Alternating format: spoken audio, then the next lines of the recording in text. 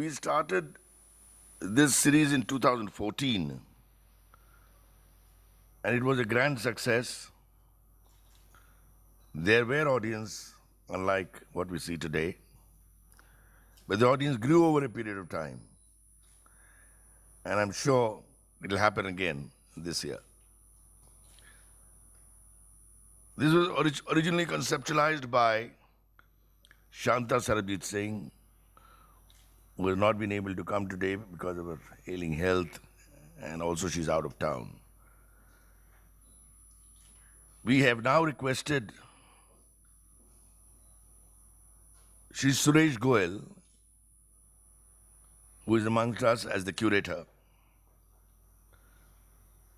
Suresh does not need any introduction. A former Director General of ICCR, a patron of Legends of India, and a friend for years. My task as a chairman is very simple and a bit difficult given the kind of panel that we have, very illustrious panel. It's simple basically because with three prominent cultural personalities present on the panel here, I don't need to say anything. And yet,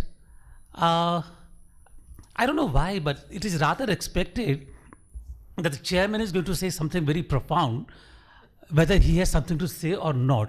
And that makes it very, very difficult for me to decide what to say really. So I think I'm going to basically not to say anything except simply stating that Guru Shishya Parampara, as we know in the Indian cultural paradigm, is perhaps one of the most illustrious tradition and one of the main central axis around which the Indian cultural forms have evolved and developed. Even today, despite the number of various colleges, institutions where the performing arts are taught and learned within quotes, the Guru Shishya Parampara remains the main form of passing on knowledge, skills, when it comes to excellence really.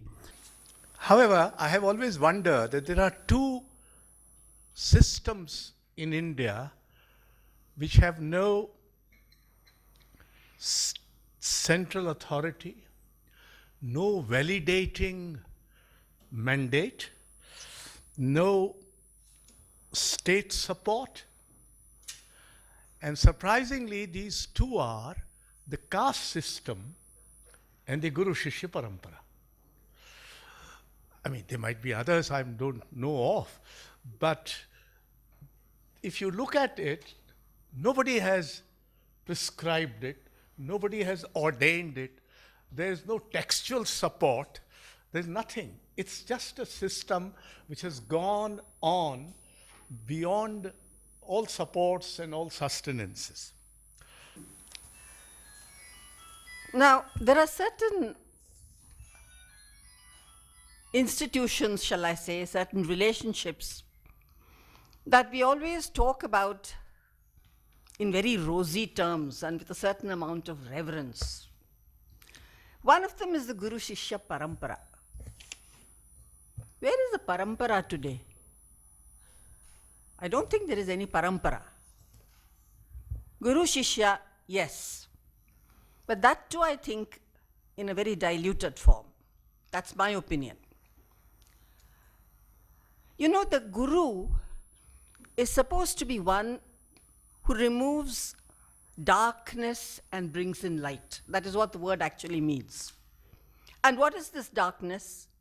This is the darkness of ignorance.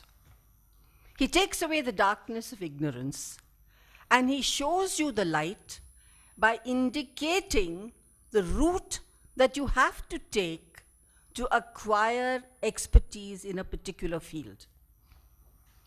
I don't think the Guru teaches everything and says, you do exactly this.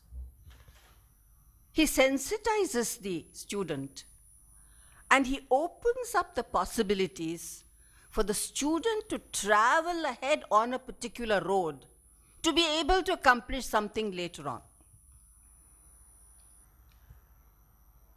I remember talking to Maya Rao very often, and she used to say, Shambhu Maharaj never taught us actual items. Never.